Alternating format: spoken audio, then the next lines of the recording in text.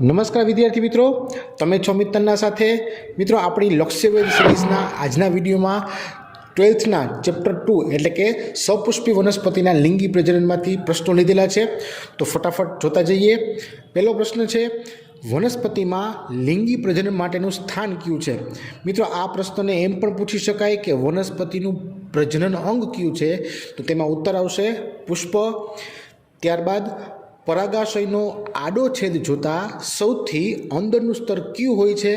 તો તેનો સાચો ઉત્તર આવશે પોષક સ્તર. મિત્રો, આ આકૃતિ પણ યાદ રાખવી, બહારથી અંદર તરફ જતા સ્તરોને પણ યાદ રાખવાના થશે. નેક્સ્ટ, પુંકેસરનો દૂરસ્થ છેડો કયા નામે ઓળખાય છે? મિત્રો, દૂરસ્થ છેડો એટલે બહારની તરફ રહેલો છેડો કહેવાશે અને તેનો ઉત્તર આવશે પરાગાશય. ત્યારબાદ આવૃત બીજધારીમાં પરાગાશય કુલ કેટલા કોટરો ધરાવે છે? તો તેનો સાચો ઉત્તર આવશે 4 કોટરો ધરાવે છે. ત્યારબાદ પૂર્ણ નામ આપો પીએમસી, તો એનો ઉત્તર થશે પોલેન મધર સેલ. નેક્સ્ટ ક્વેશ્ચન જોઈએ, તો પરાગરજનો વ્યાસ જણાવો. સાચો ઉત્તર આવશે 25 થી 50 માઇક્રોમીટર. ધેન આફ્ટર, પરાગરજનું બાહ્ય આવરણ શેનું બનેલું હોય છે? સૌને ખ્યાલ જ છે, સ્પોરોપોલેનિન એનો સાચો ઉત્તર થશે. ત્યારબાદ પરાગરજના બાહ્ય આવરણમાં સ્પોરોપોલેનિન જ્યાં ગેરહાજર હોય તેને શું કહેવાય છે? તો તેને કહીશું આપણે જનન છિદ્ર. ધેન આફ્ટર, પરાગરજનું અંતઃ આવરણ શેનું બનેલું હોય છે? તો તેમાં યાદ રાખવાનું થશે સેલ્યુલોઝ અને પેક્ટિન.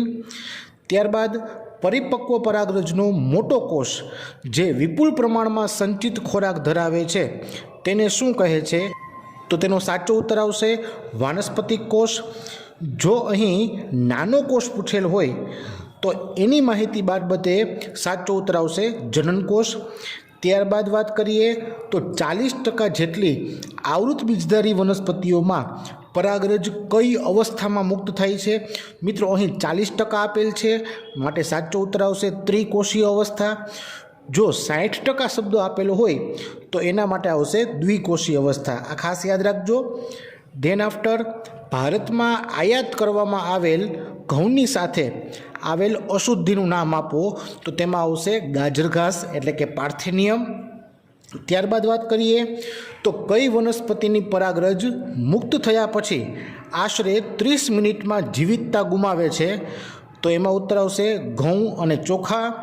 ત્યારબાદ કયા કુળની વનસ્પતિઓમાં ઉત્પન્ન થતી પરાગરજની જીવિતતા મહિનાઓ સુધી હોય છે?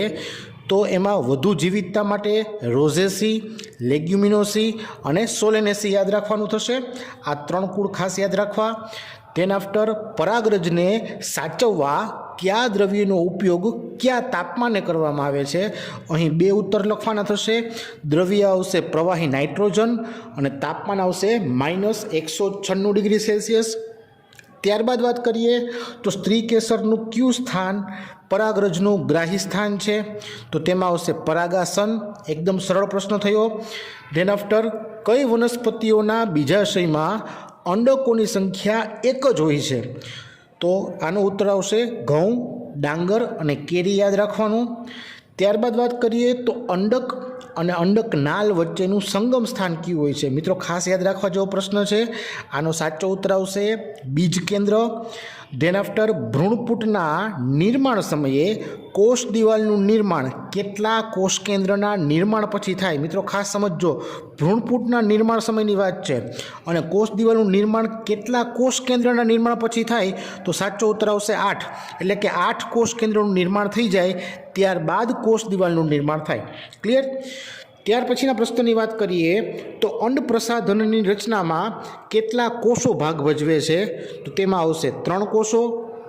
ધેન આફ્ટર, પરાગનલિકાને સહાયક કોષોમાં પહોંચાડવાનું કાર્ય કોણ કરે છે? મિત્રો, ખાસ સમજો, સહાયક કોષોમાં પહોંચાડવાનું કાર્ય કરશે તો તેમાં આવશે તંતુમય પ્રસાધન. ત્યારબાદ વાત કરીએ તો ભ્રૂણપૂટમાં અંડક તલ તરફ ગોઠવાતા 3 કોષો કયા નામે ઓળખાય? મિત્રો, અંડક તલ તરફ ગોઠવાય છે એના માટે આવશે પ્રતિધ્રુવીય કોષો. ત્યારબાદ આવૃત બીજધારીનો લાક્ષણિક ભ્રૂણપૂટ પુખ્તતાએ કેટલા કોષ અને કેટલા કોષ કેન્દ્રવાળી રચના ધરાવે છે? બહુ અગત્યનો છતાં સરળ પ્રશ્ન કહી શકાય. તો 7 કોષીય અને 8 કોષ કેન્દ્રીય રચના ધરાવે. ધેન આફ્ટર કોમેલિનામાં કેટલા પ્રકારના પુષ્પો સર્જાય છે અને ક્યાં ક્યાં? તો કોમેલિનામાં 2 પ્રકારના પુષ્પો સર્જાય, હવાઈ પુષ્પ અને સંવૃત પુષ્પ. ત્યારબાદ કયા પ્રકારના પુષ્પો ક્યારેય ખીલતા નથી? મિત્રો ખાસ યાદ રાખવા જેવું છે. તેમાં સાચો ઉત્તર આવશે સંવૃત પુષ્પો ક્યારેય ખીલતા નથી. ત્યારબાદ કયા પ્રકારના પુષ્પોમાં પરાગનયનની ગેરહાજરીમાં પણ બીજ સર્જન થાય? બરાબર, પરાગનયનની ગેરહાજરી થાય તો પણ બીજ સર્જન થતું હોય છે, તો તેને કહીશું આપણે સંવૃત પુષ્પમાં. ધેન આફ્ટર જનનિક રીતે સ્વફલન અને કાર્યાત્મક રીતે પરપરાગનયન, આ બંને શબ્દોને ધ્યાનમાં રાખવાના છે કે જનનિક રીતે સ્વફલન દર્શાવતું હોય પરંતુ કાર્યાત્મક રીતે પરપરાગનયન દર્શાવતું હોય તે ક્રિયા કઈ? તો એમાં આવશે ગેઇટેનોગેમી. ધેન આફ્ટર કયા પ્રકારના પરાગનયનમાં પરાગાસન પર જનનિક ભિન્નતા ધરાવતી પરાગરજ સ્થાપિત થાય છે? તો તેમાં જનનિક ભિન્નતા શબ્દ વાપર્યો, એનો મતલબ કે બીજા કોઈ પુષ્પની જ પરાગરજ હશે, માટે તેમાં પર્વ સાચો ઉત્તર આવશે. ત્યારબાદ વાત કરીએ તો કયા પ્રકારના પરાગનયનમાં પુષ્પો ખૂબ જ મોટી સંખ્યામાં પરાગરજ ઉત્પન્ન કરે છે? તો અહીં આપણે પવન દ્વારા અથવા તો પાણી દ્વારા જે પરાગનયન થાય છે તેમાં પુષ્પો છે એ મોટી સંખ્યામાં પરાગરજ ઉત્પન્ન કરે, કારણ કે તે વિખેરાઈ જવાથી વેસ્ટ જવાના ચાન્સીસ વધી જાય છે. ધેન આફ્ટર કયા પ્રકારનું પરાગનયન ધરાવતા પુષ્પો સામાન્ય રીતે એક જ અંડકયુક્ત બીજાશય ધરાવતા અનેક પુષ્પો ધરાવે? મિત્રો ખાસ પ્રશ્ન યાદ રાખજો, તેમાં આવશે પવન દ્વારા થતું પરાગનયન.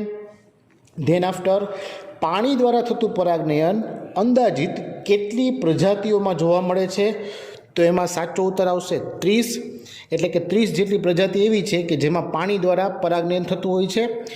ત્યારબાદ વાત કરીએ તો નીચે પૈકી કઈ વનસ્પતિમાં પાણી દ્વારા પરાગનયન થાય છે? મિત્રો અહીં ખાસ યાદ રાખજો, પાણી દ્વારા થતું પરાગનયન માટે 4 ઓપ્શન આપું છું: વેલેસ્નેરિયા, હાઇડ્રીલા, ઝોસ્ટેરા કે આપેલ તમામ.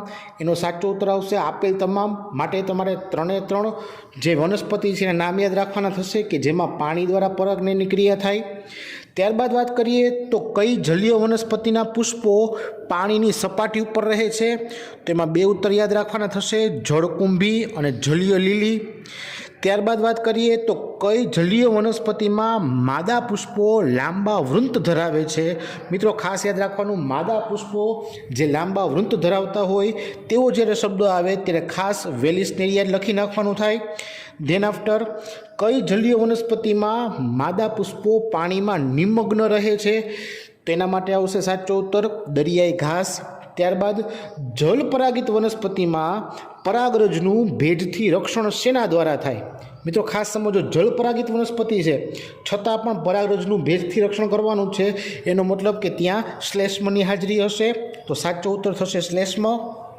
ત્યારબાદ પ્રભાવી જૈવિક પરાગવાહકના નામ આપો. મિત્રો પ્રભાવી શબ્દ વાપર્યો છે માટે એક જ ઉત્તર આવશે મધમાખી. બાકી જૈવિક પરાગવાહકમાં તો કીટકો પણ આવી શકે, ટૂંકમાં કીટકોમાં મધમાખી છે, પતંગિયું છે, પ્રાણીઓ પણ આવી શકે, પરંતુ પ્રભાવી જૈવિક વાહક શબ્દ વાપરેલ છે માટે મધમાખી જ સાચો ઉત્તર થાય. ત્યારબાદ કયા સરીસૃપો પરાગવાહક તરીકે કાર્ય કરે? મિત્રો સરીસૃપ છે માટે પેટે ચાલતા પ્રાણી તરીકે ગેકો, ગરોળી અને કાચિંડો, આ 2 એના સાચા ઉત્તર થાય. ત્યારબાદ કયા પ્રાઇમેટ પરાગવાહક તરીકે ઉપયોગી છે? મિત્રો પ્રાઇમેટમાં આવશે લેમુર, ખાસ યાદ રાખવું. ધેન આફ્ટર કયા પ્રકારના પરાગનયનમાં પુષ્પો પરાગવાહકોને પુરસ્કાર આપે છે? મિત્રો ખાસ યાદ રાખજો, પુષ્પો પરાગવાહકોને પુરસ્કાર આપે છે એનો મતલબ કે જે પરાગવાહકો છે તે કીટકો હશે, બરાબર? એટલે કે કીટકો દ્વારા થતા પરાગનયનમાં આ પ્રકારની ક્રિયા જોવા મળે. ત્યારબાદ કયા પ્રકારના પરાગનયનમાં પરાગિત પુષ્પો ચિકાસયુક્ત પરાગરજ ધરાવે? એટલે કે જે પરાગરજ છે એ ચિકાસયુક્ત હોય તો એ આવશે પ્રાણી અથવા તો કીટકો દ્વારા થતું પરાગનયન, કારણ કે જે પરાગરજ ચિકાસ ધરાવે છે તો તે પ્રાણી કે કીટકોના શરીર સાથે ચોંટી અને આગળ પરાગનયન માટે જવાની છે, બરાબર? નેક્સ્ટ વાત કરીએ તો કઈ વનસ્પતિનું પુષ્પ 6 ફૂટની ઊંચાઈ ધરાવે છે? તો એમાં આવશે સુરણ, ખાસ યાદ રાખજો. ધેન આફ્ટર કઈ વનસ્પતિ અને ફૂદાની જાતિ વચ્ચે આંતર સંબંધ જોવા મળે છે? મિત્રો સમજો, ફૂદાની જાતિ અને વનસ્પતિની વાત છે, ખાસ યાદ રાખવાનું છે યુક્કા વનસ્પતિ. ધેન આફ્ટર કોને મધુરસના લૂંટારાઓ તરીકે ઓળખવામાં આવે છે? મિત્રો અગત્યનો પ્રશ્ન છે, અગાઉ પણ પૂછાઈ ગયેલ છે. તો મધુરસના લૂંટારાઓ તરીકે કીટકોને ઓળખવામાં આવે છે. ત્યારબાદ સતત સ્વપરાગનયન કયા પ્રકારની અસરમાં પરિણમે છે? તો તેમાં આવશે અંતઃસંવર્ધન દબાણ. નેક્સ્ટ ક્વેશ્ચનની વાત કરીએ તો કઈ બાહ્ય સંવર્ધન પ્રયુક્તિ અંતઃસંવર્ધનને અટકાવે છે? મિત્રો સમજો, બાહ્ય સંવર્ધન પ્રયુક્તિ છે પરંતુ તે અંતઃસંવર્ધનને અટકાવતી પ્રયુક્તિ છે, માટે સાચો ઉત્તર આવશે સ્વ અસંગતતા. બરાબર. ધેન આફ્ટર કઈ વનસ્પતિમાં સ્વફલન અને ગેઇટિનોગેમી બંને અટકે છે? જેમાં આવશે પપૈયું, જે દ્વિસદની વનસ્પતિ છે, યાદ રાખજો, કે જેમાં સ્વફલન પણ થતું નથી અને ગેઇટિનોગેમી પણ અટકે છે. ધેન આફ્ટર પરાગાસનને અસંગત પરાગરજથી રક્ષિત કરવા માટે કઈ પદ્ધતિ વપરાય? મિત્રો સાવ સરળ છે. પરાગાસન પર બીજી કોઈ પરાગરજ ન પડવા દેવી હોય તો આપણે તેને કોથળી ચડાવીએ છીએ, એટલે કૃત્રિમ સંવર્ધન પદ્ધતિ થઈ. બરાબર. બેગિંગ, કોથળી ચડાવવા દ્વારા, આ કૃત્રિમ સંવર્ધન દ્વારા આપણે પરાગાસનને રક્ષિત કરીએ છીએ. ત્યારબાદ પ્રાથમિક ભ્રૂણપોષ કોષ કેન્દ્ર કયા પ્રકારની પ્લોઇડી ધરાવે? મિત્રો આ બહુ અગત્યનું છે, યાદ રાખજો. પ્રાથમિક ભ્રૂણપોષ કોષ કેન્દ્ર કીધું છે. બરાબર છે, એટલે કે PEN થશે, તો એની પ્લોઇડી હશે 3N. ધેન આફ્ટર યુગ્મનજમાંથી શાનો વિકાસ થાય? સાવ સરળ પ્રશ્ન. યુગ્મનજમાંથી ભ્રૂણ વિકસે.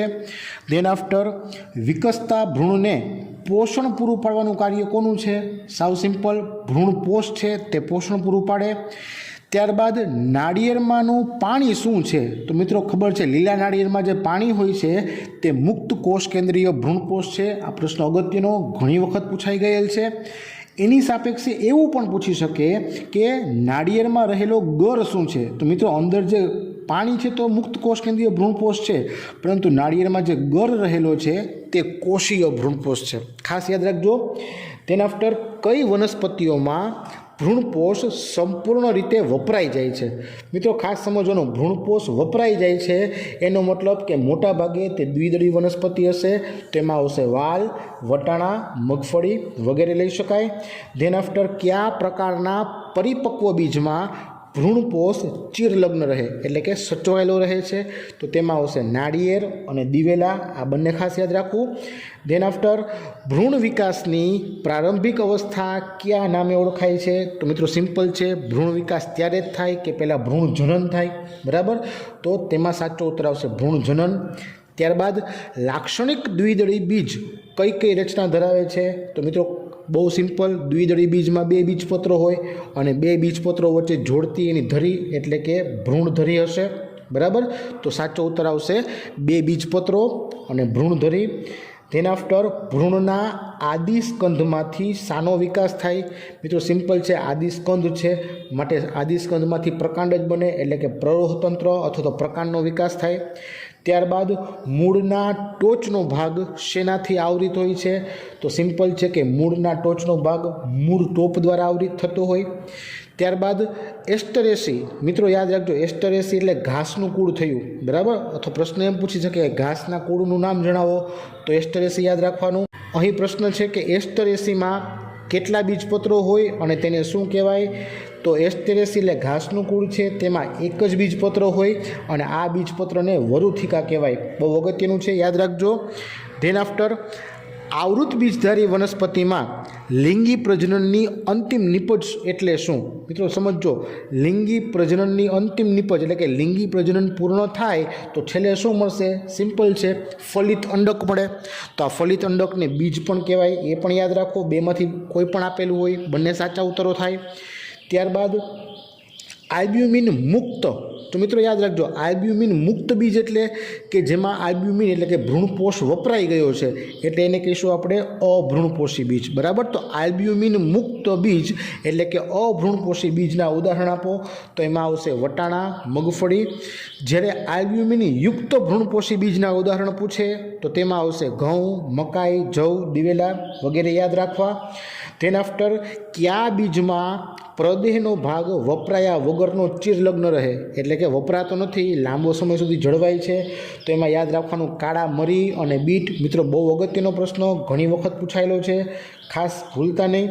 ધેન આફ્ટર શુષ્ક બીજમાં ભેજનું પ્રમાણ અંદાજિત કેટલું હોય છે? સિમ્પલ છે, 10 થી 15% જેટલું હોય. ત્યારબાદ સુષુપ્તતા નિવારણ માટે કઈ કઈ અનુકૂળ પરિસ્થિતિઓ જવાબદાર છે? એનો મતલબ કે બીજને કઈ અનુકૂળ પરિસ્થિતિ મળે તો તે સુષુપ્તતા ગુમાવે છે. તો એમાં આવશે તાપમાન, ભેજ અને પૂરતો ઓક્સિજન. બરાબર, તો આ 3 પરિસ્થિતિઓ મળશે ત્યારે બીજ છે તે સુષુપ્તતા ગુમાવશે, એટલે સુષુપ્તતા નિવારણ થશે. ક્લિયર? તેના આફ્ટર માંસલ ફળના ઉદાહરણ આપો, તો તેમાં આવશે જામફળ, નારંગી ને કેરી. સિમ્પલ છે. શુષ્ક ફળના ઉદાહરણ આપો, તો તેમાં આવશે મગફળી અને રાઈ. ત્યારબાદ કયા ફળનું નિર્માણ પુષ્પાસનમાંથી થાય છે? મિત્રો સમજો, ફળનું નિર્માણ પુષ્પાસનમાંથી થયું, બરાબર છે, માટે ફળ કેવું કહેવાશે? કૂટ ફળ કહેવાશે. બરાબર, એમાં જવાબ આવશે સફરજન, સ્ટ્રોબેરી અને કાજુ. ત્યારબાદ પાર્થેનોકાર્પિક ફ્રૂટ અથવા તો અફલિત ફળનું ઉદાહરણ આપો, અથવા એમ પણ કહી શકાય કે બીજ વિહીન ફળનું ઉદાહરણ આપો, તો તે હશે કેળું. મિત્રો ખાસ સમજો, અફલિત ફળ છે એ બીજ વિહીન હોય, બરાબર છે, એટલે એમાં આવશે કેળું. ત્યારબાદ બીજનો સંગ્રહ કરવા માટે કઈ ક્રિયા થવી જરૂરી છે? તો બીજનો સંગ્રહ કરવા માટે બીજનું જલરહિત થવું, કારણ કે જો બીજ જલયુક્ત હશે એટલે કે ભેજવાળું હશે તો તેનો સંગ્રહ નહીં થઈ શકે. આપણા ઘરમાં જે કઠોળને સંગ્રહ કરીએ છીએ એ સંગ્રહ ક્યારે થાય? તો કે જ્યારે તે શુષ્ક અવસ્થામાં હોય, એટલે કે એમાંથી ભેજ, પાણી ગુમાવાઈ ગયું હોય. તો બીજનું જલરહિત થવું એ સાચો ઉત્તર આવશે. ત્યારબાદ સૌથી જૂનું બીજ કયું છે? તો તે છે લ્યુપાઇનસ આર્કટિક્સ. ત્યારબાદ 2000 વર્ષ જૂના કયા જીવંત બીજના પુરાવા મળ્યા છે? તો તેમાં આવશે ખજૂરના. તો ક્યાંથી મળ્યા તેવું યાદ રાખજો, હેરોડના મહેલમાંથી. ત્યારબાદ અનિર્ભેળતા એટલે શું? તો અનિર્ભેળતા એટલે અસંયોગી જનન. ફલન વગર બીજનું નિર્માણ, ખાસ યાદ રાખજો, ફલન વિના બીજ નિર્માણ થાય માટે કહેવાય અસંયોગી જનન, અનિર્ભેળતા. અને છેલ્લો પ્રશ્ન જોઈએ તો એક બીજમાં એક કરતાં વધુ ભ્રૂણની હાજરી એટલે શું? તો વધુ ભ્રૂણ છે એટલે બહુભ્રૂણતા. ઉદાહરણ પૂછે તો યાદ રાખવું નારંગી. ક્લિયર? તો મિત્રો આશા રાખું કે આ ચેપ્ટરના લાઇન ટુ લાઇન પ્રિપરેશનના બધા જ પ્રશ્નો તમને પ્રોપરલી આવડી ગયા હશે. ન આવડતા હોય તો આમાંથી જોઈને તૈયાર કરી લેજો. ક્લિયર? નેક્સ્ટ ચેપ્ટરના વિડીયોમાં ફરીથી મળીશું. ત્યાં સુધી વાંચતા રહેજો, તૈયારી કરજો. જય હિન્દ.